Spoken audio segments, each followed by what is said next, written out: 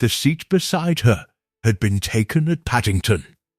That was the detail. Carriage C, compartment 4, the window seat, facing forward.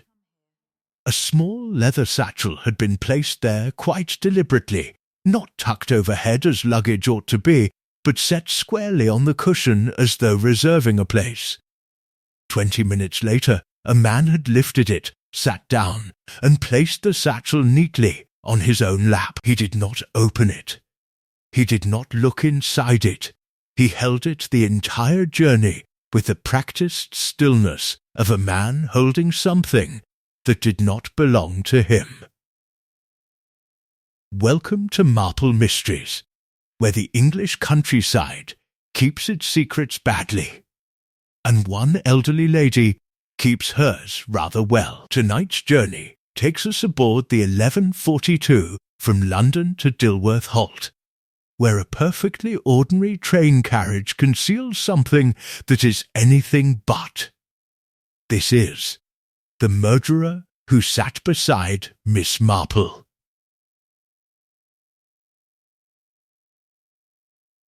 Chapter 1. The 11:42 from Paddington. The train had been running 4 minutes late out of Paddington, which Miss Marple considered entirely typical for a Thursday. Thursdays, in her experience, had a particular tendency toward mild disorder, mislaid umbrellas, missed connections, the small administrative failures of ordinary life. She had settled herself into carriage C, with her knitting bag, a folded copy of the Dilworth Courier she had not yet read, and the firm intention of doing very little for the next 2 hours. The compartment was of the old style, 6 seats facing one another in pairs, a sliding door onto the corridor, and a window that looked out over rooftops, rapidly giving way to suburbs. Then to the first tentative suggestions of grain. Miss Marple preferred this arrangement to the modern open carriages. One saw so much more in a closed compartment. People forgot rather quickly that they were being observed.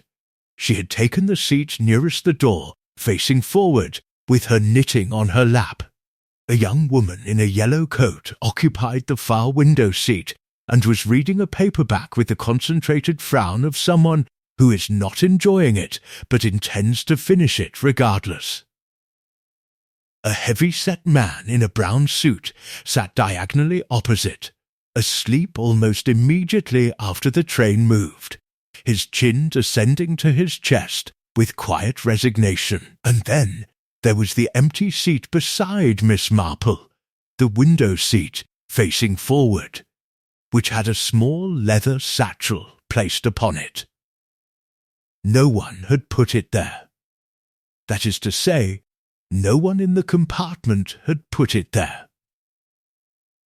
Miss Marple had been the first to enter, and had watched each subsequent arrival. The satchel had already been present when she sat down, set squarely in the centre of the seat cushion, with the neatness of intention rather than the carelessness of forgotten luggage. It was dark brown, well worn at the corners, with a brass clasp that had been polished recently. She could see the contrast between the bright catch and the dulled surrounding metal. The kind of satchel a solicitor might carry, or a schoolmaster. Functional, anonymous.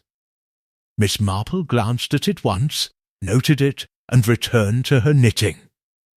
At Slough, a man got on. He was perhaps 50, lean in a careful way that suggested deliberate restraint rather than natural thinness, with grey at his temples, and the kind of unremarkable face one forgets between one glance and the next. He wore a charcoal overcoat, slightly damp at the shoulders from some earlier rain, and he carried nothing at all. No bag, no briefcase, no newspaper. He slid open the compartment door, assessed the available seats in a single sweep that was slightly too efficient to be casual, and sat down beside Miss Marple. He lifted the leather satchel from the seat before sitting. He did not examine it. He did not look inside it or check the clasp, or read any label. He simply lifted it, sat down, and placed it on his own lap, his hands resting on top of it with a stillness that had, Miss Marple thought, been practised. The young woman in the yellow coat did not look up from her paperback. The man in the brown suit did not wake. Outside, the outskirts of Slough gave way to open fields under a pale November sky. Miss Marple knitted. She was making a cardigan for her great-niece, a small involved pattern that required counting, and counting required just enough of the surface of her mind to leave the rest of it entirely free. She had found over many decades that this was the most useful arrangement possible. The hands occupied, the eyes apparently downcast, the mind doing precisely what it wished. The man beside her had not moved in 11 minutes. She knew because she had been counting stitches, and the rhythm was reliable. He breathed evenly. He did not shift his weight or cross his legs or look out the window, as passengers invariably did when they were merely thinking. He was not thinking. He was waiting. There was a difference, and Miss Marple had spent the better part of 81 years learning to identify it. At Didcot, a guard came through checking tickets. The man produced his from his breast pocket without looking. The movement of someone who had placed it there deliberately, not someone who had to search. A return ticket to Dilworth Holt, Miss Marple noted, the same destination as her own. The guard moved on. The satchel remained on the man's lap. Just before Swindon, the young woman in the yellow coat marked her page, tucked the paper back into her handbag, and said, without particular alarm, "Excuse me, I think that bag may be mine." She was looking at the satchel. The man turned to look at her. His expression did not change. "I don't think so," he said pleasantly. "It was on the seat," the young woman said. "I put it there when I came through from the dining car. I was gone perhaps 10 minutes. There was nothing on this seat when I sat down," the man said. This was, Miss Marple reflected, a very precise kind of lie. He had not said the seat was empty. He had said there was nothing on it, which was, in the most technical sense, true. He had removed the satchel before sitting. The distinction was fine enough that most people would not notice it, and broad enough to stand on. The young woman looked uncertain. The man in the brown suit stirred, blinked, and looked between them with the mild incomprehension of the recently woken. "I'm quite sure it's mine," the young woman said, with less certainty than her words implied. "Perhaps you left it in the dining car," the man suggested, not unkindly. A silence settled over the compartment. The young woman sat back, frowning at the satchel, with the expression of someone who was beginning to doubt her own memory. The man beside Miss Marple looked out the window. The fields continued. The train moved on. Miss Marple counted 6 stitches. Then she said, without looking up, "The clasp is monogrammed." I noticed when I sat down.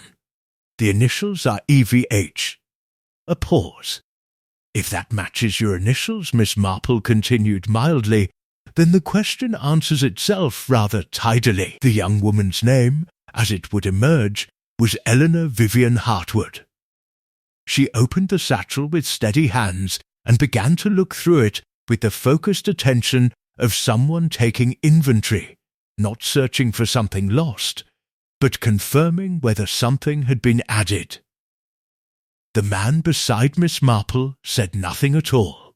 Outside, the train curved through a long bend, and for a moment the engine was visible ahead, small and dark against the winter sky, pulling them all forward toward Dilworth Holt, where, though none of them knew it yet, A man had been dead since Tuesday morning, and no one had thought to mention it. The train arrived at Dilworth Halt at 13 minutes past 1, which was, considering the earlier delay, something of a recovery.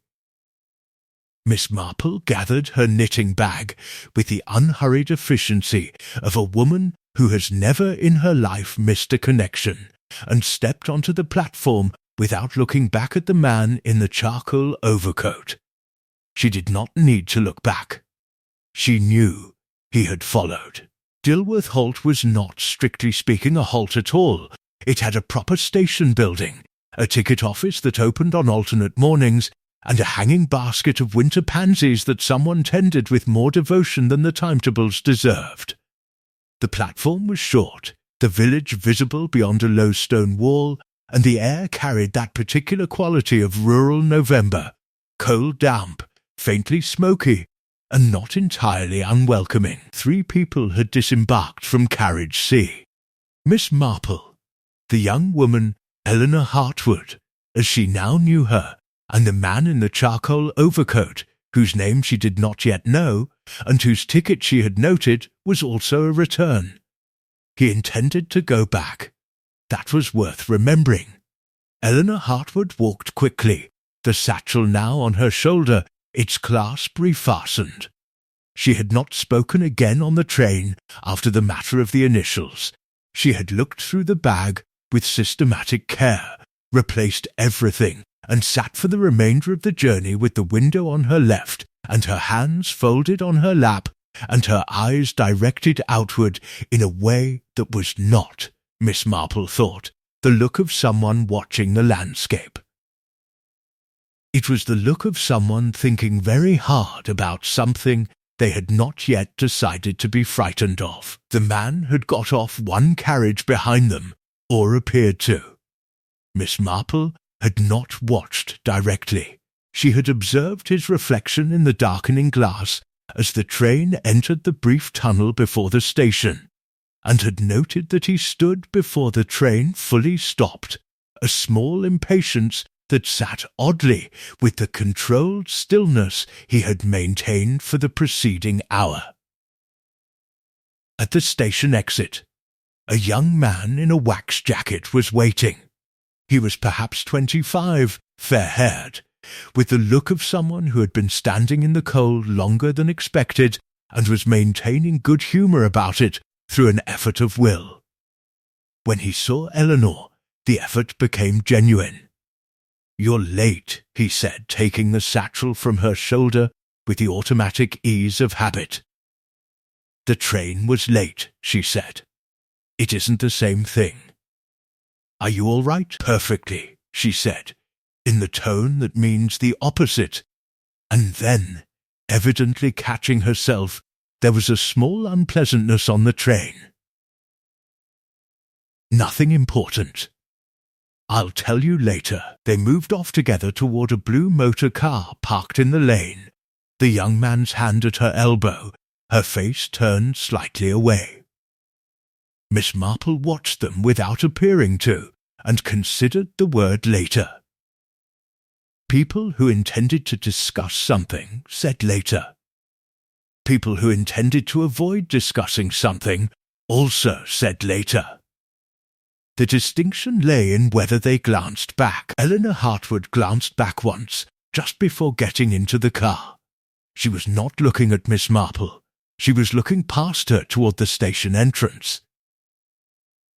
Miss Marple turned, with the slow deliberateness of an elderly woman adjusting her scarf against the cold, and observed that the man in the charcoal overcoat was no longer visible on the platform, nor in the station yard, nor in the lane that curved away toward the village high street. He had arrived at Dilworth Halt, and had then, with some efficiency, ceased to be findable. A taxi had been arranged for Miss Marple by her hostess, Mrs. Dorothea Fenn, who believed firmly that elderly guests should not be subjected to waiting. The driver was a local man named Briggs, who knew everyone in Dilworth and had, in the manner of country taxi drivers, absolutely no intention of not telling her about them. "Staying at Fen House, are you?" he said, pulling out of the station lane. "Mrs. Fenn's expecting you." Bit of a difficult week for her, I'd say, with everything. Miss Marple arranged her knitting bag on her lap. "Oh," she said. "Mr. Osmond," Briggs said, with the weighted pause of a man who has said a name many times recently and expects it to land. "Gerald Osmond, you'll have heard perhaps. Found Tuesday morning, up at the old folly on the Fen estate. Heart, the doctor says, though there are those who'd say different." "Different how?" Miss Marple asked, with the mild curiosity of someone inquiring about a recipe. Briggs adjusted his mirror. Well, he was 61 and healthy as a horse, was Gerald. Walked 5 miles every morning, didn't smoke, didn't drink to excess, and the folly is locked. Has been for 2 years since the roof went unstable. Nobody goes up there. The key is kept at Fen House. He paused. Was kept. They can't find it now. The village appeared around a bend, a high street of pale limestone, a church, a public house called the Harrow, a small green with a war memorial at its centre, ordinary, composed, the kind of English village that had been performing ordinariness for centuries with considerable skill. Who was Mr. Osmond? Miss Marple asked. Solicitor. Handled the Fen family affairs for 30 years, very trusted by all accounts. Another pause, more deliberate than the first. He was due to read a will on Wednesday. Mrs. Fenn's brother died in September. The reading was postponed, of course, given the circumstances. Of course, said Miss Marple. They pulled into a gravel drive between old yew hedges. Fen House rose at the end of it, Georgian, symmetrical, well-maintained but not expensively so. In an upstairs window, a figure stood looking out. Whoever it was did not move as the taxi approached. Miss Marple paid Briggs, thanked him with the warmth of someone who genuinely meant it, and stood for a moment on the gravel looking up at the house. The figure in the window was gone. Behind the house, just visible above the tree line, was a stone tower. The old folly. Its single window was dark, its door presumably still locked, and somewhere between here and London, a man in a charcoal overcoat was moving through Dilworth with no luggage and no explanation. The front door of Fen House opened before Miss Marple reached it. "Miss Marple," said Mrs. Fenn, "how very good of you to come." She was smiling. It was, Miss Marple noted, the smile of a woman who needed something and had not yet decided whether to ask for it. Dorothea Fenn was the sort of woman who had been handsome at 30 and had decided, quite sensibly, to become something more durable instead. She was perhaps 55, with silver-streaked hair drawn back in a way that suggested discipline rather than vanity, and the kind of upright posture that comes not from deportment classes, but from decades of carrying things alone. She wore a dark green cardigan over a cream blouse, pearl earrings, small, not showy, and an expression of composed welcome that had underneath it the faint structural tension of a wall that has been replastered recently. "You must be exhausted after the journey," she said, taking Miss Marple's coat with practised hospitality. "I've had Mrs. Briggs, no relation to your driver, though everyone asks, put tea in the sitting room. Unless you'd prefer to go straight up." "Tea would be most welcome," said Miss Marple. The hall of Fen House was exactly what the exterior promised.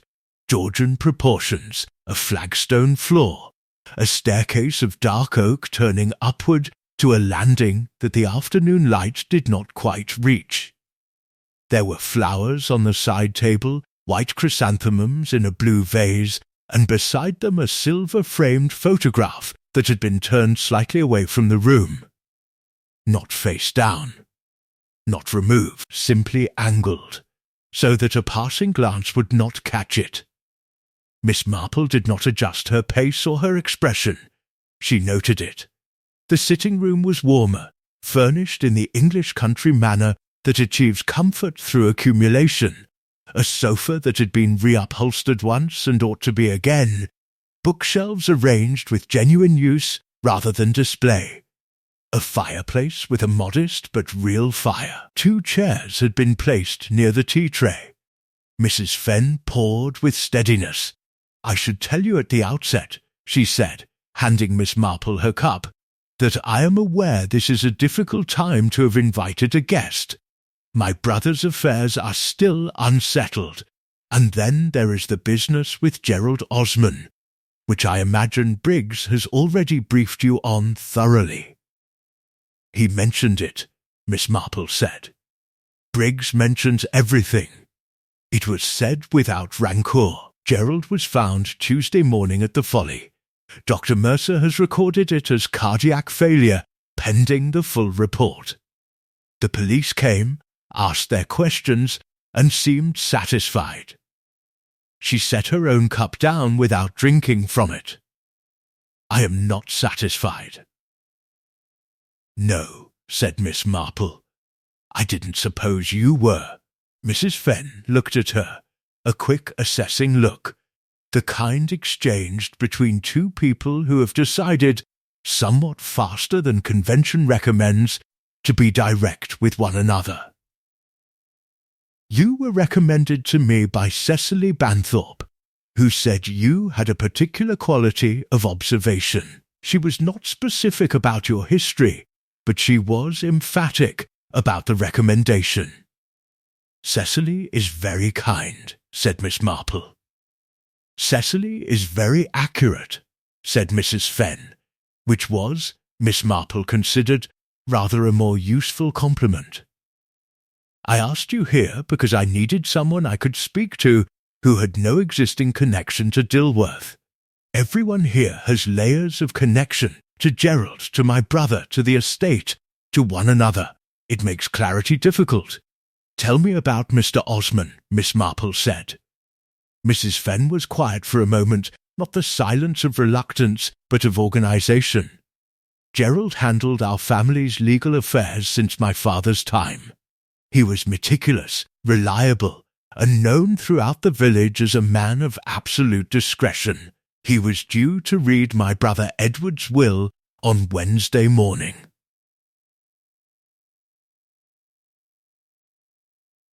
Edward died in September.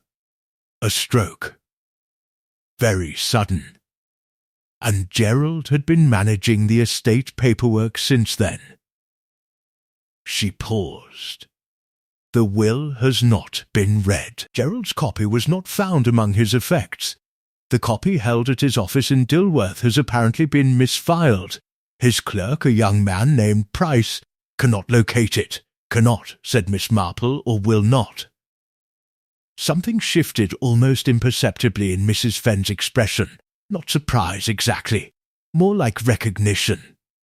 "That," she said quietly, "is the correct question." Miss Marple sipped her tea. It was good tea, made properly, which she found told one a reliable amount about a household. "Who benefits from the will being delayed?" "I don't know its contents," Mrs. Fenn said. "Edward was private about such things. I know the estate comprises this house, the farmland to the north, about 200 acres, and a moderate but not negligible sum of capital. There are several people with possible interest. Myself, my nephew Thomas, that is Edward's son from his first marriage, a difficult situation, and a woman named Clara Voss, who was Edward's companion for the last 4 years, though they never married." And Mr. Osmond knew the contents. "Gerald knew everything," Mrs. Fenn said. It was not said with bitterness. It was said with the weight of someone acknowledging a fact that has become, in retrospect, ominous. A door closed somewhere in the upper part of the house. Both women heard it. Mrs. Fenn did not look up, but her hands, which had been relaxed on the arms of the chair, became briefly still. "Is there someone else in the house?" Miss Marple asked. "Thomas arrived yesterday," Mrs. Fenn said. "My nephew. He wasn't expected until the weekend." She picked up her cup and drank from it now, which she had not done previously. "He says he came early out of concern for me. He may even mean it, the young man who met Eleanor Hartwood at the station," Miss Marple said. "Fair-haired, wax-jacket." "That was Thomas?" Mrs. Fenn set down her cup with a care that was 1 degree slower than natural. "You know Eleanor?" "We shared a carriage from Paddington," Miss Marple said pleasantly. "I didn't know her name until the journey was somewhat advanced. She seemed alert, I thought. More alert than a visit to the country quite accounts for." A log shifted in the fireplace. The light in the room had taken on the particular bronze quality of a November afternoon folding toward dusk, and in that light Mrs. Fenn's composed expression looked for a moment like something that required considerable maintenance. "Eleanor," she said carefully, "is Thomas's fiancée. She was also, until 6 months ago, employed as Gerald Osmond's personal secretary. She did not add anything to this. She did not need to." Miss Marple looked into the fire and allowed the information to arrange itself quietly alongside everything else. The angled photograph, the missing key, the misfiled will, the man on the train who had held someone else's satchel with the stillness of long practice. There was a great deal, she thought, happening in Dilworth. Most of it, as yet, underground. Miss Marple slept well, as she generally did in unfamiliar houses. There was a particular quality of rest available in other people's bedrooms, the absence of one's own familiar anxieties, the neutrality of strange ceilings that she had learned over many years of visiting to make use of entirely. She was dressed and at the window by 7:30. The Fenn estate in early morning was a different proposition from the composed Georgian facade of the previous afternoon. The frost had come overnight, laying itself with democratic evenness across the formal garden, the kitchen garden wall, the paddock beyond, and the long meadow that stretched northward toward a tree line of bare oak and ash. Above the trees, just visible, the top of the stone folly caught the first flat light of morning. A cylindrical tower, perhaps 40 feet tall, its upper rim crumbling at one point into a gap that looked, from this distance, like a missing tooth. Someone was walking toward it. Miss Marple leaned slightly forward, not so far as to be visible from below, but far enough to be certain. A figure in a dark coat, moving with purpose along the meadow path, following the line of the ha-ha wall with the familiarity of someone who had walked that route many times. Not Thomas. The build was wrong. Too slight. Not Mrs. Fenn, whose purposefulness expressed itself in her domestic movements rather than in outdoor ones. A woman, Miss Marple thought, though the distance made certainty difficult. The figure reached the tree line and was absorbed by it before Miss Marple could determine anything further.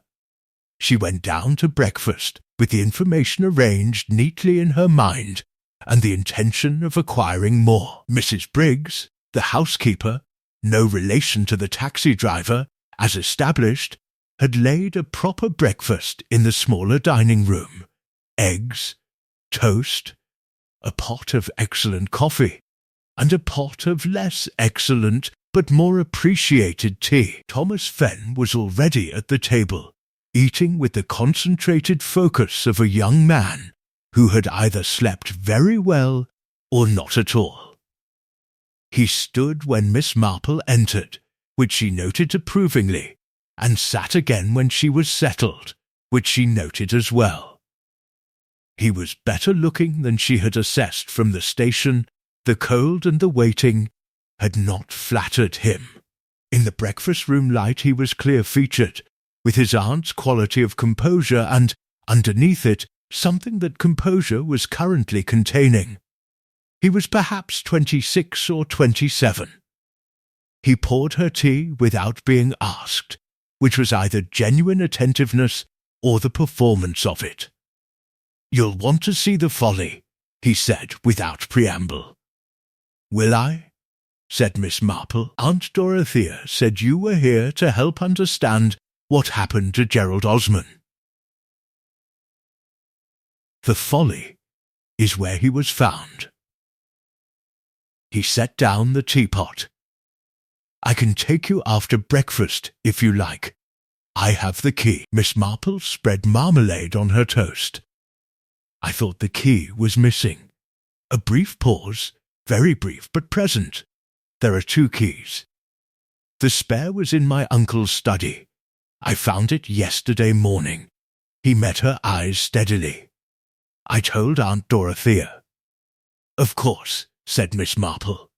Whether he had told her before or after finding it was a question she did not ask at breakfast. There was a time for questions and a time for marmalade, and one learned, over 8 decades, not to confuse them. Eleanor Hartwood came down at 8, dressed practically in trousers and a dark jumper, the satchel no longer visible. She greeted Miss Marple with the careful warmth of someone revising an earlier assessment. Their train compartment encounter had clearly been processed overnight and reclassified from coincidence to something less comfortable. She sat beside Thomas, accepted coffee, and contributed to the conversation with the measured participation of someone keeping 3/4 of their attention elsewhere. At 8:30, Mrs. Fenn appeared in the doorway with her coat already on. "Clara rang," she said to Thomas specifically. "She's coming at 10. I thought you should know." Thomas's fork stopped moving for precisely 1 second. "Right," he said. "She wants to discuss the delay to the reading," Mrs. Fenn continued, addressing the middle distance rather than any individual. "Which is entirely her right, of course." "Entirely," said Thomas, in a tone that expressed the complete opposite. Miss Marple drank her tea and found the morning increasingly instructive. The walk to the Folly took 20 minutes along the meadow path, the frost softening underfoot as the thin November sun gained the small amount of authority available to it. Thomas led. Miss Marple walked steadily beside him, and neither spoke with great frequency, which suited both of them. The estate was larger than it appeared from the house. The meadow gave way to a rough pasture, then to a belt of mixed woodland, and the Folly stood at the woodland's edge, backing on to a low escarpment of mossy limestone. It was larger up close than it had appeared from Miss Marple's window. The door was set into the base, iron-banded oak, old but solid, with a modern padlock added to the original iron latch. Thomas produced a key from his coat pocket. Miss Marple observed that it was not on a key ring. It was loose, as a recently acquired key tends to be. The door opened onto a circular ground floor, bare stone, a cold hearth, a stone staircase rising along the inner wall. The floor had been swept at some point. Not recently, but not long ago either. And there, beside the dead fireplace, was a wooden chair, pulled to face the hearth. Perfectly ordinary, except that there was a second mark on the stone floor, the circular impression of a second chair, its position visible in the slight displacement of the dust. That chair had been removed. Someone had taken it after Gerald Osmond died, and before the police arrived, or during or after, but someone had decided that one chair was acceptable and 2 chairs required explanation. 2 men had sat here. One had died. One had taken his chair and left. "The doctor said he was in the chair when he was found," Thomas said from the doorway. "Yes," said Miss Marple quietly. I imagine he was." She looked at the single chair, and then at the space where the second had been, and thought about a man on a train holding a satchel with the practised stillness of someone waiting for something to be finished. She thought about a key found conveniently in a dead man's study. She thought about a will no one could locate. Then she thought about the figure she had watched from her window, moving through the frost toward these trees at first light. She looked at the stone staircase rising into the dimness above. "Does the upper room lock from the inside?" she asked. Thomas looked at her with an expression that was, for the first time that morning, something close to unguarded. "I don't know," he said. "I haven't been up." This was, Miss Marple reflected, either the truth or an extremely confident lie. In her experience, the two were sometimes indistinguishable until considerably later, when the distinction mattered a great deal more. She moved toward the staircase. The staircase was narrower than it appeared from below. Miss Marple ascended it with the deliberate care of a woman who has learned that hurrying on stone steps produces consequences entirely disproportionate to the time saved. Thomas followed at a slight distance, close enough to assist if required, far enough to suggest he had not decided whether he wanted to reach the top. The upper room was circular, as the tower demanded, perhaps 15 feet across, with 4 narrow window slits at the cardinal points and a ceiling of bare stone that had, in places, lost its pointing between the blocks. The floor was wooden, boards laid across the stone vault below, and they creaked with the particular resonance of enclosed spaces.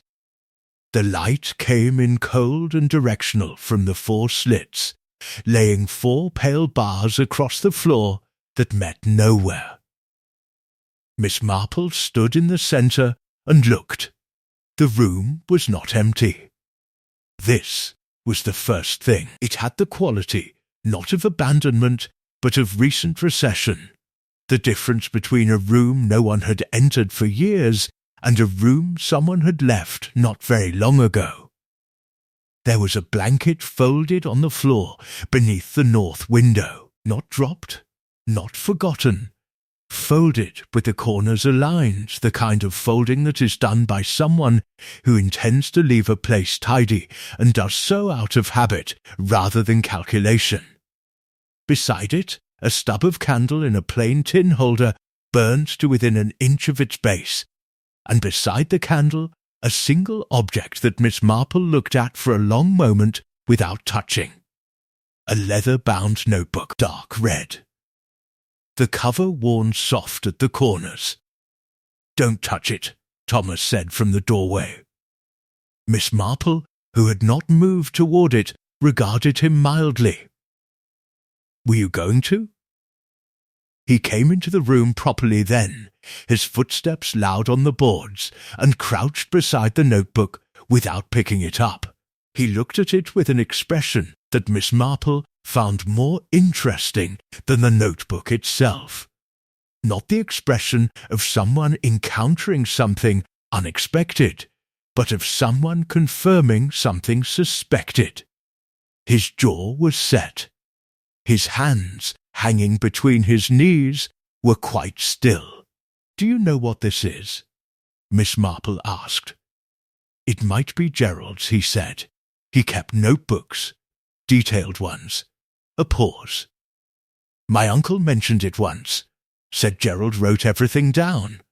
Called it professional habit. Said it was why he never forgot anything and why certain people found him inconvenient." The word inconvenient settled into the cold air of the upper room and stayed there. Miss Marple looked at the notebook, then at the folded blanket, then at the candle. Someone had spent time in this room. Not a single visit. The candle's consumption suggested hours, and the blanket suggested cold, and cold suggested more than one night. Someone had been using the locked upper room of the Fenner State Folly as a place to be, privately and repeatedly, at a time when the building was officially closed and the key officially missing. The inner face of the door, she said, descending that thought to its practical consequence. When we came up, did you notice whether there was a bolt? Thomas stood. There was, he said. Old iron. It was drawn back. Yes, said Miss Marple. Someone drew it back before leaving, so that when the door was found locked from outside, the padlock, the inside would appear undisturbed. She looked at the window slit, facing south, toward the house. On a clear morning, from this window, one would have a direct view of the meadow path. One would see anyone approaching well before they arrived. This room was a place of observation as much as occupation. Tell me, when was the Folly padlocked? The modern lock, I mean. It isn't original. 2 years ago, when the roof survey said the upper level was unstable. Thomas looked at the ceiling, then back at her, the surveyor's report. I remember Aunt Dorothea mentioning it. Did you see the report yourself? He hesitated in a way that meant no. Gerald handled it, he said. He handled everything. Miss Marple moved to the south window slit and looked out. The meadow lay below, the frost still holding in the shadow of the tree line, the path clearly visible. And there, at the far end of the path near the ha-ha wall, standing quite still, was a woman in a dark coat, looking up at the Folly, looking with some precision at this window. Clara Voss, Miss Marple said, not as a question. Thomas came to the window. A muscle moved in his jaw. She said 10 o'clock. He said, with the careful flatness of strong feeling managed. It is 1:45, said Miss Marple. She is punctual. Or she was already on the estate before she rang to say she was coming. She turned from the window. The notebook should not be moved until the police have seen this room. I think you must ring Inspector, whoever is handling the Osmond matter. Mercer recorded it as cardiac, Thomas said. The police consider it closed. Then, said Miss Marple pleasantly, someone will need to unconsider it. She moved to the staircase. At the threshold she paused, not looking back. One more thing. The figure I saw from my window this morning, walking toward the Folly before 7 o'clock. I had thought it was a woman. Slight build, dark coat. She left a space precisely long enough to be useful. Clara Voss has a slight build, I notice, and a dark coat. Thomas said nothing.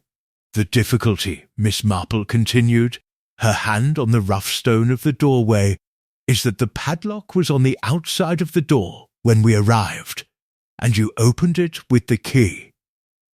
If someone was in this room this morning, this room, which locks from the inside with a bolt, they either left before we arrived and locked the padlock behind them from outside, which requires a key, or they were never here at all. She paused. There is a third possibility, of course. Which is? Thomas said. That they are still here, said Miss Marple. The tower has a roof, damaged or otherwise, and external stonework sufficient, I would have thought, for a moderately determined person to descend without using the door at all. She began down the staircase, her footsteps steady and unhurried, while above her the 4 pale bars of light shifted almost imperceptibly across the creaking floor, and the red notebook remained exactly where it was, telling nothing yet to anyone who had not already learned to read the silences around objects rather than the objects themselves.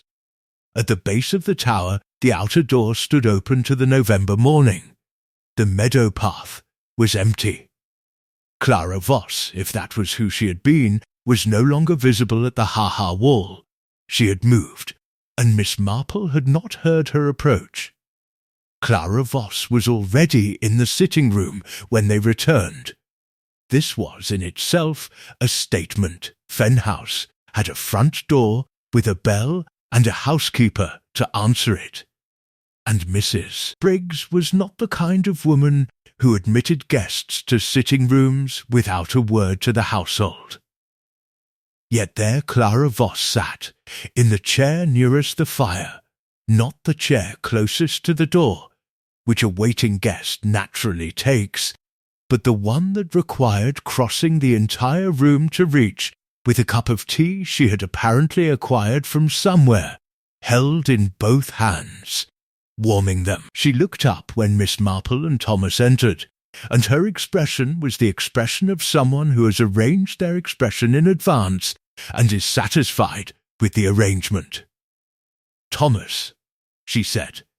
Then, with a fractional recalibration, "And you must be Mrs. Fenn's guest." "Miss Marple," said Miss Marple. "Clara Voss." She did not rise. This was not rudeness, or not entirely. It was the behaviour of a woman in a room she considered, on some level, her own. "I hope Dorothea doesn't mind." Mrs. Briggs let me in. "I come and go rather freely here, as I expect you know." "I didn't know," said Miss Marple, sitting down across from her with the unhurried ease of someone who has absolutely nowhere else to be. "But it's useful to." Thomas remained standing near the door in the manner of someone who has not decided whether to stay. Clara Voss did not look at him again, which was itself a form of attention, the deliberate maintenance of a particular angle, the kind that requires small constant adjustments. She was perhaps 45, handsome in a way that had weathered something and emerged more defined for it. Dark hair, very little grey, worn simply. Good bones, careful clothes, not expensive, but chosen. Her hands around the teacup were steady, and her eyes, when they settled on Miss Marple, had the quality of someone accustomed to being assessed and entirely comfortable returning the assessment. "I came about the will," she said, to the room in general. "I'm sure that's obvious." "You rang to say you were coming at 10, Thomas said from the door. "It's 10 to. I was in the village earlier than expected." She met his eyes for the first time, briefly. "I walked up through the meadow. The frost was still on the grass. I find the estate rather beautiful in November." A pause of perhaps 3 seconds. "I didn't go near the folly, if that's what you're wondering." Thomas said nothing. Miss Marple knitted nothing, having left her bag upstairs and compensated by being still in the particular way that serves the same purpose. Mrs. Fenn arrived then from the hallway, coat removed, composed, and the room rearranged itself around her entrance in the manner of rooms that have a clear centre of gravity. "Clara," she said, "you found your way in. Mrs. Briggs was very kind." Clara set down her cup. "I wanted to speak to you about the reading. It's been a week since Gerald died, and I've been told nothing. About the delay, about when it will be rescheduled, about who will handle it now that Gerald is gone." "These things take time," Mrs. Fenn said, sitting. "They take as much time as people allow them," Clara said. There was no sharpness in it. It was stated as fact, which was, Miss Marple considered, a more effective delivery than sharpness would have been. Edward and I were together for 4 years. I was with him when he had his first episode, I was with him through his illness, and I was with him at the end. Whatever his will says, I have the right to know what it says. No one is disputing that, Mrs. Fenn said. Then when? A silence of the functional variety settled over the room. Outside, a wood-pigeon made its repetitive, pointless argument to the garden. "Gerald's clerk is locating the office copy," Mrs. Fenn said. Once that is in hand, a new solicitor will be appointed. It is a matter of days, not weeks. Price, said Clara. The clerk. Have you spoken to him yourself? Not personally. I have, said Clara. Yesterday afternoon. He told me the file had been misfiled during a reorganization of the office following Gerald's death. She paused. He seemed nervous, more nervous than misfiling accounts for. Miss Marple looked at the fire. The log from last night had been replaced with fresh ones, and they were burning cleanly. Someone had been up early to lay the fire, or Mrs. Briggs had not slept, or the fire had never gone out. Small domestic facts accrued like sediment, and occasionally turned out to be load-bearing. Miss Marple, Clara said. The directness of it, no preamble, confirmed that Clara had already formed a view of who Miss Marple was and why she was present. You were on the train from Paddington yesterday. With Eleanor. We shared a compartment, Miss Marple agreed. Eleanor worked for Gerald for 3 years, Clara said. She knows his filing systems better than Price does. Better, I suspect, than Gerald did himself toward the end. She turned the teacup in her saucer with one precise rotation. I find it curious that she's here, at Fen House, at this particular moment. She's here because Thomas invited her. Mrs. Fen said. Thomas invited her this week, Clara said. He changed the arrangement on Monday. Gerald died on, or was found on, Tuesday. She let this sit without assistance. I'm not suggesting anything, I'm observing a sequence. Thomas, still at the door, said, That's a significant observation to make in front of strangers. Miss Marple doesn't strike me as a stranger in any meaningful sense, Clara said, not unkind. And in any case, sequences are simply sequences. They don't require interpretation to exist. She stood, smoothing her coat with the finality of someone concluding a prepared performance. I'll expect to hear about the rescheduling by end of week. Please tell Price to stop being nervous and simply find the file.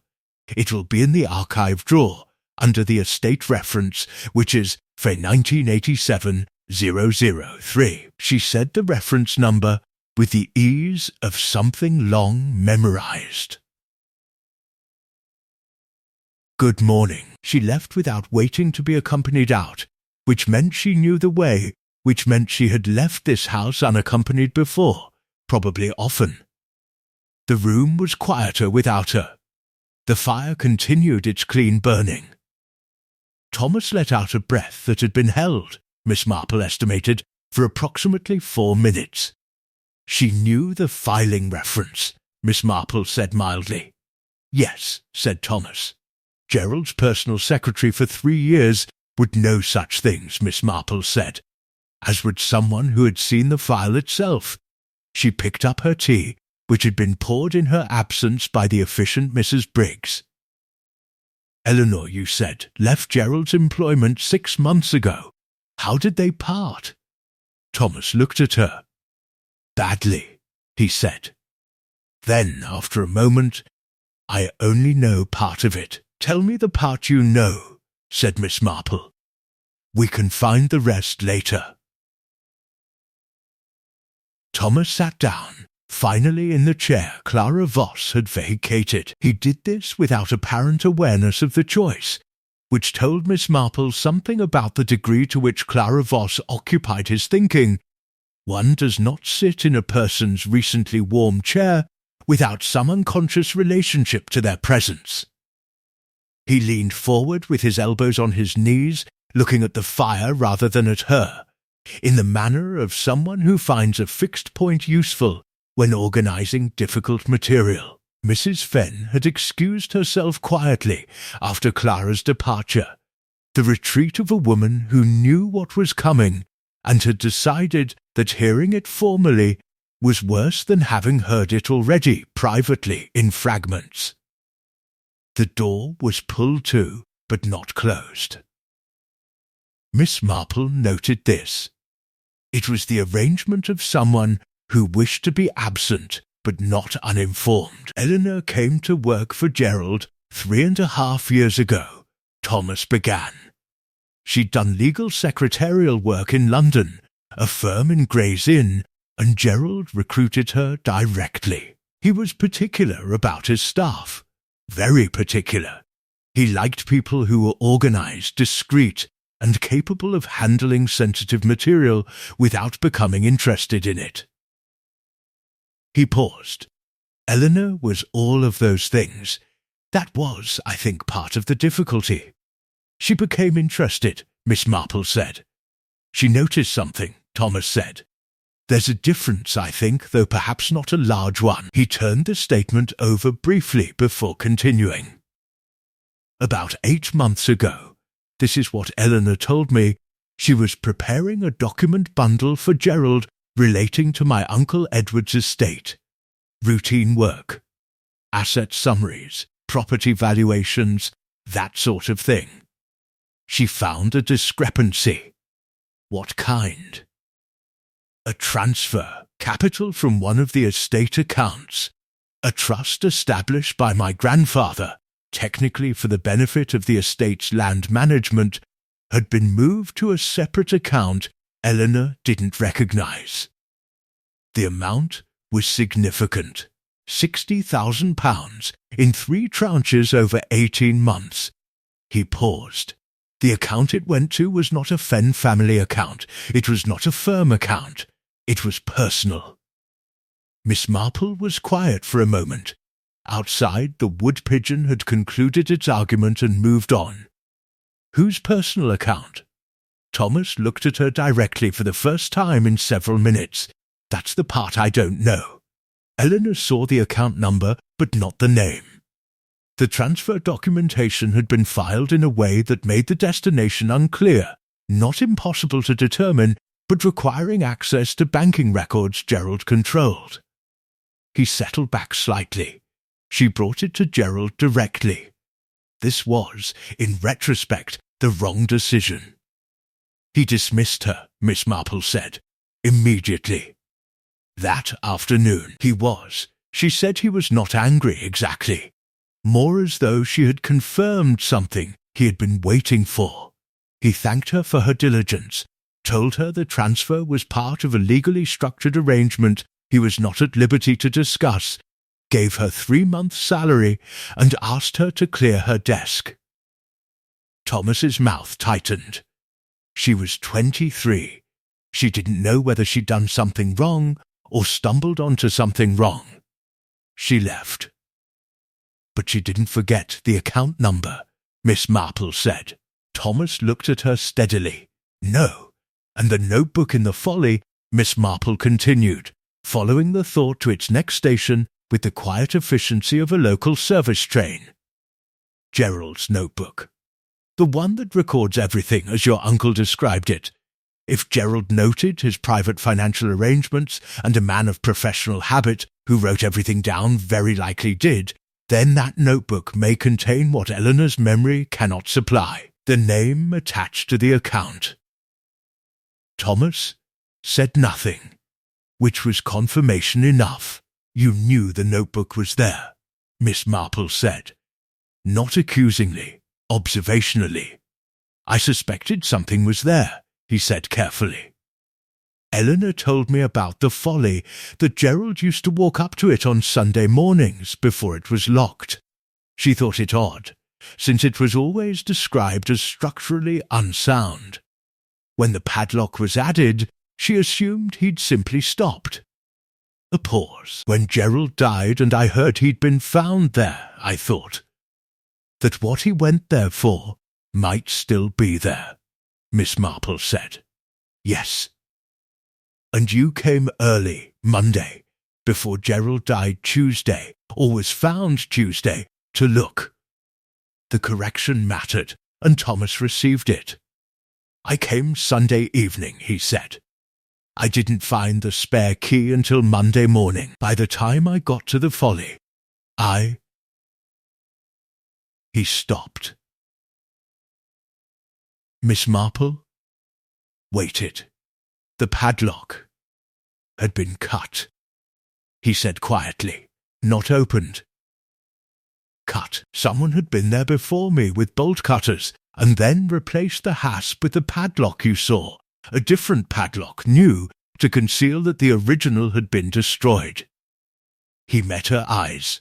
I found this and did nothing, which I am aware reflects poorly on me.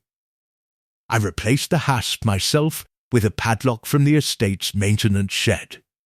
Then Gerald was found dead the following morning, and I froze. The fire made a small sound of settling. Somewhere above them, a floorboard spoke briefly and was silent. "The key you used this morning," Miss Marple said. "The spare from Edward's study. When did you actually find it?" Thomas had the grace not to hesitate. "Sunday evening. Before I went to the Folly." "So you visited the Folly Sunday night, found evidence of a prior break-in, replaced the padlock, said nothing, and then Gerald Osman was found dead there Tuesday morning." Miss Marple folded her hands in her lap with the composure of someone filing a document. "The police examined the door. They noted it was padlocked. They didn't examine the hasp closely." His voice was steady but effortful. "The original cut hasp is in a bag in the boot of my car." This, Miss Marple thought, was either the behaviour of a guilty man carefully constructing a partial confession, or of a frightened young man who had made 3 consecutive poor decisions and was now, somewhat late, attempting competence. In her experience, these categories overlapped more than was comfortable. "What did Eleanor find when she searched the satchel on the train?" Miss Marple asked. Thomas looked up sharply. "She didn't tell me anything was wrong. She didn't need to," Miss Marple said. "She took inventory, as someone does when checking whether something has been removed, not added. The question is what she expected to find and didn't. She paused, or found that she didn't expect." Thomas was quiet for a long moment. From behind the not-quite-closed door came no sound at all, which meant Mrs. Fenn was being very careful, or had moved further away, or had heard enough. "She had a letter," Thomas said finally, "from Gerald. Posted to her London address 3 weeks ago. She never told me what was in it, only that he'd asked her to come to Dilworth, and that she should bring nothing valuable on the train." He looked at his hands. "I thought it was an apology. Now I'm not certain what it was." Miss Marple considered this. A solicitor, meticulous and private, writing to his former secretary 3 weeks before his death, asking her to come, warning her about the journey. Gerald Osman had known something was coming. He had, in his organized and private way, begun making arrangements for the possibility that he would not be there to finish them himself. The notebook in the upper room was beginning to feel less like evidence and more like a message. The decision to retrieve the notebook was made quietly, between Miss Marple and Thomas, without announcement to the household. This was, Miss Marple felt, the correct approach. A house in which one person knew the contents of a dead man's private notebook was a house with a specific kind of tension. A house in which several people knew of its existence and none knew its contents was a house with a different and more combustible kind entirely. They went after lunch, when Mrs. Fenn was occupied with correspondence, and Eleanor had taken herself to the village on an errand she described as minor and did not elaborate upon. Miss Marple had watched Eleanor leave from the sitting-room window, the satchel over her shoulder, her pace deliberate but not hurried, taking the lane toward the village high street rather than the meadow path, and had thought about a letter from a dead solicitor that had not been explained, and about the particular quality of Eleanor's silence whenever Gerald Osmond's name was introduced into a room. The Folly in afternoon light was less atmospheric than it had been at morning, but more revealing. The low sun entered the ground floor through the open door at a useful angle, and Miss Marple paused there for a moment, looking at the floor with the careful attention she had not fully applied on the first visit. Thomas waited without prompting her, which she continued to find to his credit. There were footprints in the dust. This was unremarkable. She and Thomas had been here that morning, and the police before them, and whoever had occupied the upper room before that. But at the base of the staircase, there was a partial print that did not match the morning's traffic. Smaller than Thomas's boot, larger than Miss Marple's own, a woman's shoe, or a slight man's, the outer edge and part of the toe, as though someone had stood at the staircase's foot and then stepped back rather than ascending. Someone had come into the ground floor this morning after she and Thomas had left, had stood at the bottom of the stairs, had not gone up, or had gone up by the time this print was made and was coming back down. Miss Marple filed this without remark and followed Thomas up the staircase. The upper room was as they had left it. The blanket, the candle, and the notebook in its position beside the north window. Thomas produced a handkerchief and used it to lift the notebook, which was the correct instinct, though Miss Marple suspected the time for fingerprints had passed considerably. He held it out to her. She took it with her own handkerchief and opened it to the first page.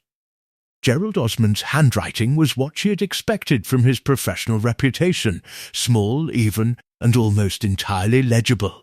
The hand of a man who wrote to be reread rather than to impress. The notebook began 18 months ago, in March of the previous year, and the first entry was a date, a reference number, and 4 words that Miss Marple read twice. Transfer confirmed. EV account. She turned the page. The entries that followed were not a diary in any personal sense. There were no feelings recorded, no observations of weather or society, none of the texture of ordinary life.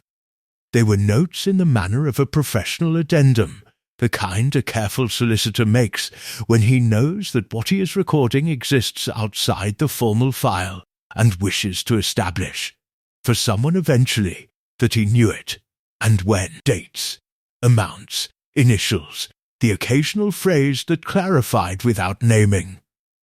Second tranche, 20,000.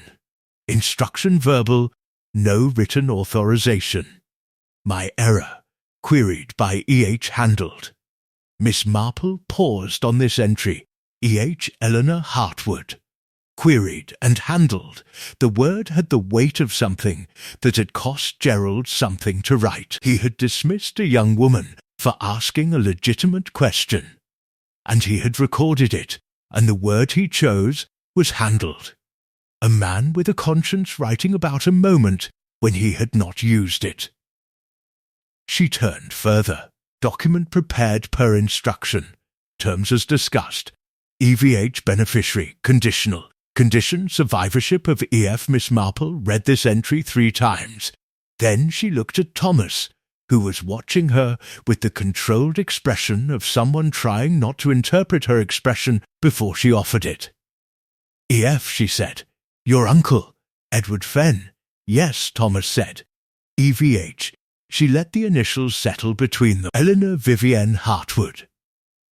Thomas's expression underwent a change that was small in its external dimensions and considerable in its internal ones. That can't, he began, and stopped. The will your uncle prepared through Gerald, Miss Marple said carefully. You said you didn't know its contents. That is still true? Yes, he said, and she believed him, because disbelief takes a particular form, and what she was seeing was something rawer. The transfer of £60,000 that Eleanor discovered, Miss Marple continued. The account she saw but could not name. E.V. account. She looked at him steadily. Those are your fiancé's initials. The upper room was very quiet. The November light through the window slits had taken on the flat, depthless quality of late afternoon, and the 4 pale bars on the floor had stretched and thinned into something barely there. Gerald wrote in a later entry, Miss Marple said, turning 2 more pages, that the instruction to transfer funds came from E.F. himself, your Uncle Edward. With an addendum she found the line, that the instruction was given under what Gerald describes as pressure from a third party, whose identity I have not confirmed, but whose influence on E.F. was, in my assessment, significant and recent. She closed the notebook. Someone persuaded your uncle to alter his financial arrangements, she said. Someone with influence over him in the last 18 months of his life. Gerald suspected this, recorded it, and said nothing publicly, which suggests he was either complicit in some portion of it or afraid of the person involved, or both. She set the notebook on the blanket, open at the relevant pages. He wrote to Eleanor 3 weeks ago. He asked her to come to Dilworth. He warned her about the journey. She looked at Thomas. What if the letter was not an apology? What if it was a warning about what she stood to receive, and from whom someone wished to prevent her receiving it? Thomas sat down on the floor beside the blanket with the controlled collapse of someone whose legs have made a decision independently. He looked at the notebook and said nothing for a long moment. Then, the man on the train. The one who took her satchel. Yes, said Miss Marple. You knew him, Thomas said. It was not quite a question. I knew what he was doing, Miss Marple said. Which is a different and in some ways more useful thing. She stood, her knees registering mild protest at the cold floor, and moved to the south window slit. The meadow below was empty.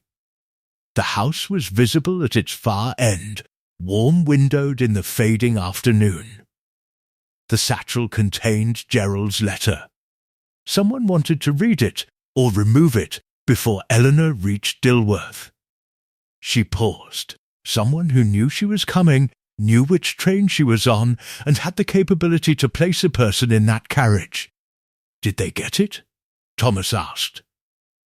The letter? Miss Marple considered the inventory Eleanor had taken, the careful, systematic check of a woman confirming contents, the relief, small, controlled, but present, when she had refastened the clasp. No, she said, Eleanor is not without resource. I suspect she anticipated the possibility and took a precaution. She turned from the window. The question now is not what Gerald knew. The notebook tells us that. The question is who, in the last 18 months, had sufficient influence over a 60-year-old widower to redirect £60,000, reshape his will, and then ensure that the solicitor who knew about it could not inconveniently testify to any of it. Thomas looked up at her. And where that person is, Miss Marple added right now. From below, somewhere in the ground floor of the Folly, came a sound. Not loud, a single deliberate footstep on the stone, then silence. Then the soft, unmistakable protest of the iron-banded door being drawn very carefully, very quietly, closed. Thomas was on his feet before the echo of the door had finished. Miss Marple put out a hand, not to restrain him exactly, but to introduce a pause between impulse and action, which is sometimes the most useful thing one person can do for another. Quietly, she said. He absorbed this and moved to the staircase with considerably more control than his first instinct had suggested. Miss Marple followed, one hand on the inner wall, descending with the steady, unhurried pace that was, in her experience, always faster than it appeared. The ground floor was empty. The door was closed as the sound had indicated, and the quality of light in the room had changed accordingly, reduced to what came through the single narrow vent above the hearth, and the gap beneath the door itself. That gap admitted a thin line of pale afternoon, and more usefully, confirmed that the door had been pulled to from outside. Thomas crossed to it in 3 strides and pushed. It did not move. He pushed again, with his shoulder this time, and Miss Marple heard the specific resistance of the padlock hasp. Not jammed, not swollen, but locked. Someone had closed the door and fastened the padlock from outside. They were locked in. Thomas's breathing changed in a way he controlled quickly. He turned, and his face in the dim light had shed the careful composure of the previous hours and arrived at something more honest, which Miss Marple found, on balance, more useful to work with. The windows in the upper room, she said, already moving back to the staircase. The slits face 4 directions. South faces the house and the meadow. At this hour there may still be someone visible in the grounds. He understood and followed her up. The south window slit was wide enough to pass sound through, but not, alas, a person. Miss Marple put her mouth close to it and called twice. Not a cry, nothing so counterproductive as urgency, simply 2 clear calls of Mrs. Fenn's first name, at the volume appropriate for summoning someone from across a room. The acoustics of the stone tower directed the sound outward and downward with reasonable efficiency. Nothing moved in the meadow. The north slit faces the lane, Thomas said, already at it. He called once. A rook lifted from the oak stand below and complained briefly, and then nothing. The lane was empty in both visible directions. "Your telephone," Miss Marple said. Thomas reached into his coat and produced it, looked at it, and said something under his breath that Miss Marple did not request him to repeat. No signal in the tower. There was none this morning either, I noticed when we came up. Yes, said Miss Marple, I noticed that too.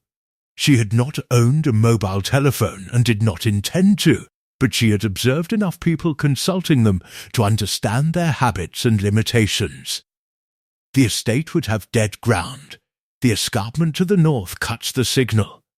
It was, I suspect, one of the reasons Gerald found this room useful. Thomas looked at her. He couldn't be traced here. No signal record.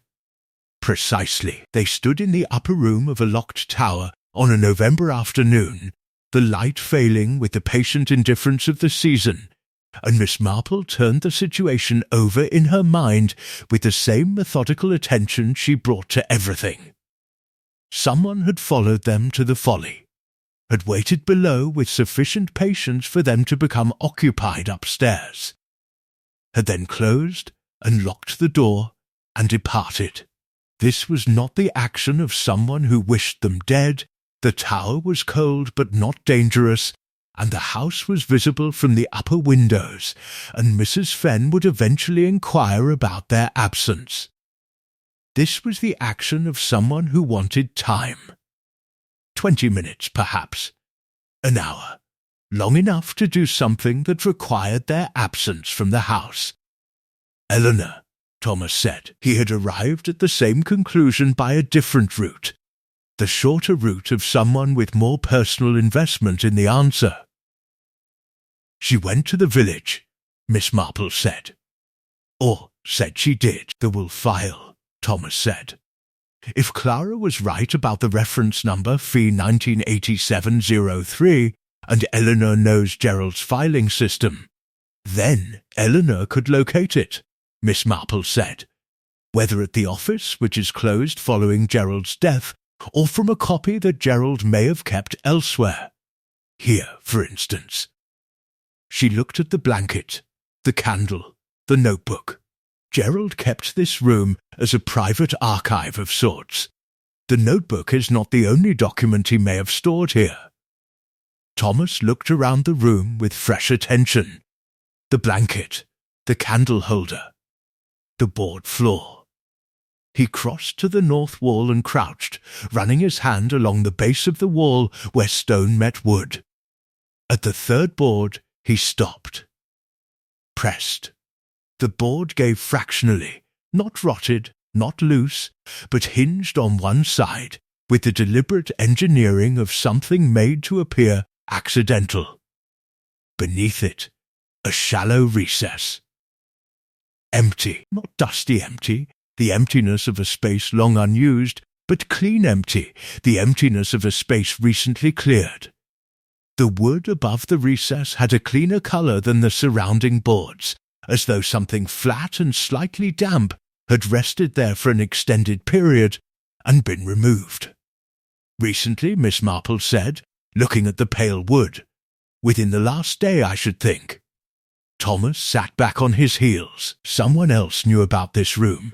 Several people knew about this room, Miss Marple said. Gerald knew. Whoever occupied it with a blanket and a candle knew. The person who cut the original padlock knew, and whoever locked us in just now knew. She paused. The interesting question is not who knew about the room, but what the sequence was.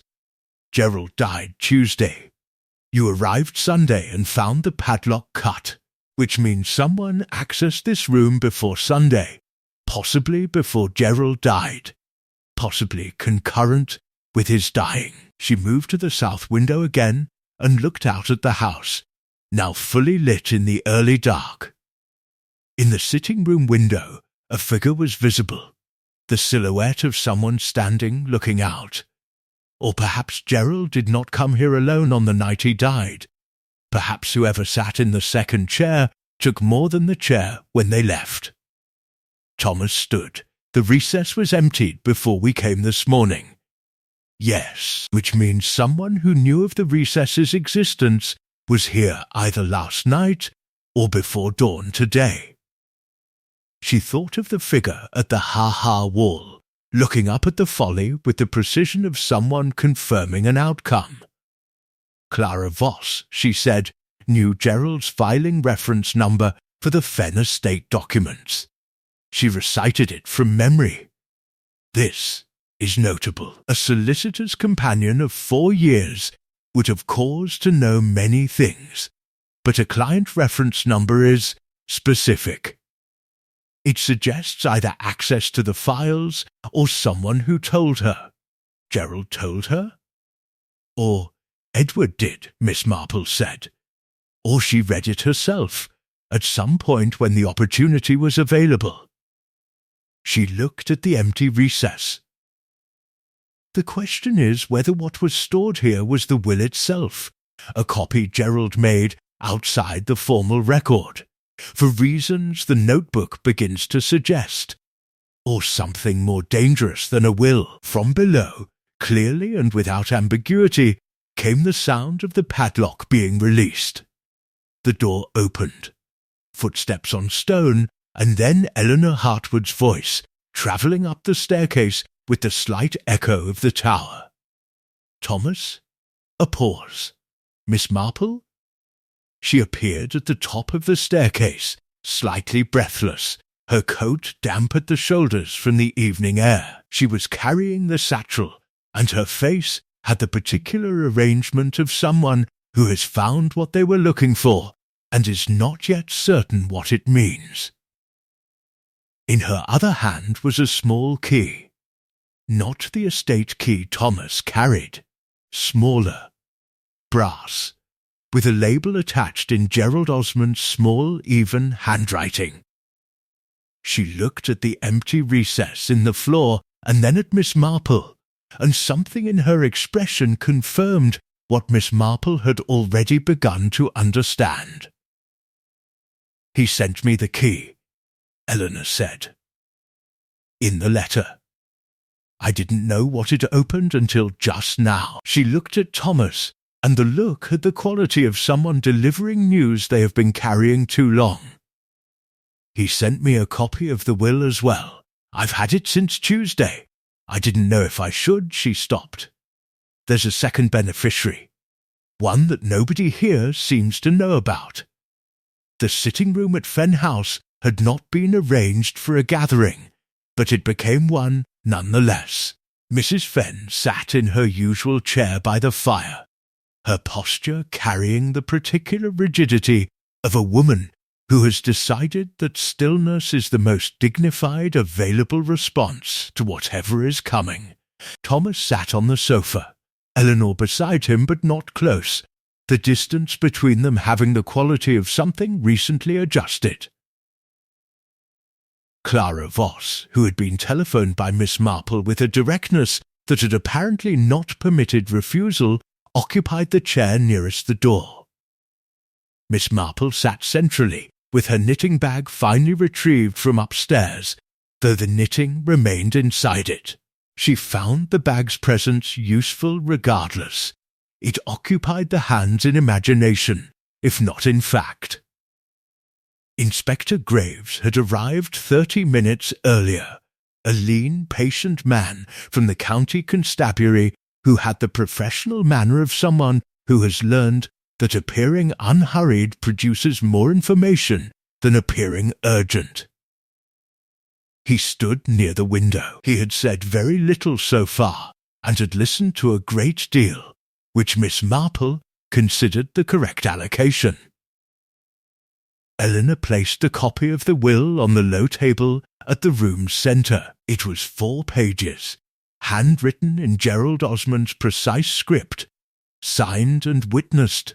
The witness signatures, Miss Marple noted, were from 2 individuals whose names she did not recognise, suggesting witnesses sourced deliberately outside the local community. Gerald had been thorough to the end. The primary provisions, Eleanor said, with the steady voice of someone who has rehearsed this, leave Fen House and the northern farmland to Mrs. Fen for her lifetime, reverting to the estate thereafter. The capital is divided 30% to Thomas as Edward's son, 20% to a charitable trust Edward established in his first wife's name. She paused. The remaining 50%, and the management rights to the estate following Mrs. Fenn's lifetime tenancy, are left to a person named as Daniel Voss. The fire made no comment. The room made none either, for a moment that was long enough to matter. Miss Marple looked at Clara. Clara was looking at the will with an expression that was not surprise, which confirmed what Miss Marple had begun to suspect during their earlier conversation, and not quite satisfaction either. It was the expression of a woman seeing written down something she has known privately for some time, and finding the written version both relief and complication simultaneously. "Your son," Miss Marple said to Clara. "Not a question." "My son," Clara said. "He is 22. He lives in Edinburgh." A pause of controlled duration. Edward was his father. Thomas stood. Miss Marple did not attempt to introduce a pause this time. There are moments when a pause is neither possible nor appropriate, and this was one. He stood, and then, having stood, appeared to find the standing insufficient, and moved to the window, where he remained with his back to the room and his reflection in the darkening glass. Mrs. Fenn said, very quietly, "Edward never told me."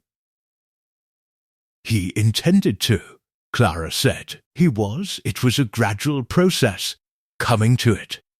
He had told Gerald 18 months ago. That is when the will was changed. She looked at her hands.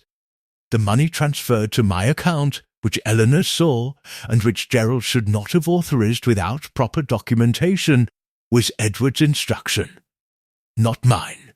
He wanted Daniel provided for immediately, before any formal announcement. He was already unwell, and he was frightened of time. The transfer was irregular, Miss Marple said. deeply, Clara said. Gerald told me so himself afterward. He had allowed sentiment to override procedure, which was unlike him. He was guilty about it. I think that guilt was part of why he kept this room. She looked at the notebook, which Inspector Graves had placed in an evidence bag. He was documenting his own error, preparing to account for it. And the third party, Miss Marple said, whose influence over Edward Gerald noted in the notebook. The person who pressured Edward in his final months. She looked at Clara steadily. That was not you. No, said Clara. Something moved briefly in her face, not grief exactly, but its more complicated relative. It was a man named Price. Inspector Graves by the window became slightly more present without visibly moving. Gerald's clerk, Miss Marple said. Philip Price had worked for Gerald for 6 years, Clara said. He knew every file, every client, every arrangement. When Gerald confided in him, as senior partners do, in operational matters, Price recognized what the Fenn estate changes represented. A significant inheritance to an unknown beneficiary. An irregular transfer. Documentation outside the formal record. She paused. Price approached Edward directly. This was 8 months ago, when Edward was already weakened and increasingly dependent on Gerald's office for managing his affairs. Price told Edward he could ensure the will's provisions were implemented cleanly and quietly, without family disruption, if Edward made certain supplementary arrangements. He blackmailed him, Thomas said, without turning from the window. He preferred the word facilitation, Clara said, with a precision that suggested Gerald had used this word when telling her. Edward paid him 3 times over 4 months. Gerald discovered this 6 weeks ago, found the payments in Edward's personal accounts while settling the estate, and confronted Price. She looked at the fire. Price told Gerald that if the will was read and Daniel's inheritance became public, he would ensure that Gerald's own irregular transfer became equally public. A mutual arrangement of silence. Except Gerald decided against silence, Miss Marple said. He wrote to Eleanor. He documented everything in the notebook. He went to the Folly on Tuesday to retrieve documents from the recess, or to add to them, and Price followed him. Inspector Graves said, for the first time in some minutes, we will need to discuss Tuesday in detail, Miss Marple. Price was in Dilworth on Tuesday, Miss Marple said. He is, I believe, still in or near Dilworth, a charcoal overcoat, lean build, grey at the temples, approximately 50 years old. He travelled from Paddington on Wednesday's 11:42, the day after Gerald's death, apparently to confirm what had been removed from the Folly and to intercept Eleanor's correspondence. She looked at Inspector Graves. He is competent, careful, and currently believes his position is more secure than it is. That belief may make him findable. Inspector Graves made a note. Gerald's death, Thomas said, still at the window. Was it Price? The room waited. The notebook records that Gerald had a heart condition, Miss Marple said carefully. Diagnosed 14 months ago. Not widely known. Gerald was, as established, private. Price would have known, as a trusted clerk. She paused. A man of 61 with a diagnosed cardiac condition, alone in a cold stone tower at night, confronted with the end of a blackmail arrangement he had decided to resist. The medical outcome is not impossible without assistance. Whether assistance was provided is a question for the post-mortem, which I understand is still technically pending. Inspector Graves looked at her with the expression of a man recalibrating several things simultaneously. It is, he said. I'll be making a call shortly. Clara stood, smoothing her coat with the same composed finality as that morning, but without its performance. This was the real version. Quieter, more worn. "Daniel doesn't know about any of this," she said. "He knows Edward was his father. He doesn't know about the will, or the money, or any of it." She looked at Mrs. Fenn, who had not spoken in some time. "I am sorry, Dorothea, for the manner of it. Not for Daniel. Never for Daniel." Mrs. Fenn looked at her for a long moment. "He would have been Edward's son regardless of the manner," she said finally. "It was not forgiveness exactly. It was the beginning of the consideration of it, which is sometimes more honest than the thing itself." Thomas turned from the window. His face had the quality of a man who has set something down that he carried in without knowing he was carrying it. He looked at Eleanor, who met his eyes with the directness of someone who has been waiting to be looked at honestly for several days.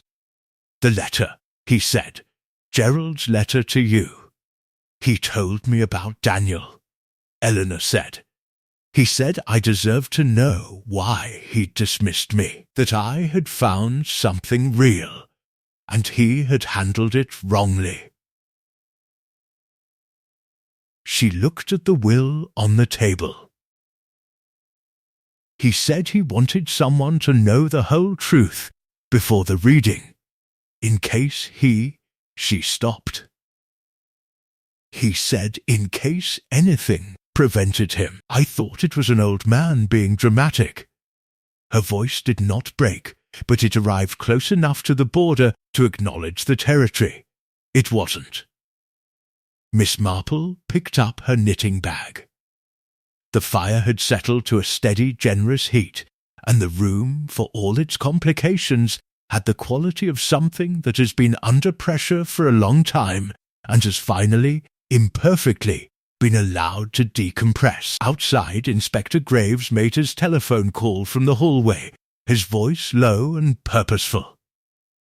Somewhere in Dilworth village or on a road leading out of it, a man in a charcoal overcoat was making calculations that no longer accounted for a notebook, a copy of a will, or a small elderly woman who had observed him on a train and had not, for a single moment since, stopped thinking about what she saw. Miss Marple found this satisfying in the moderate, practical way she found most things satisfying. Not triumph, simply the return of a set of facts to their correct and visible positions, like furniture moved back after a party, ordinary, necessary, and somewhat overdue.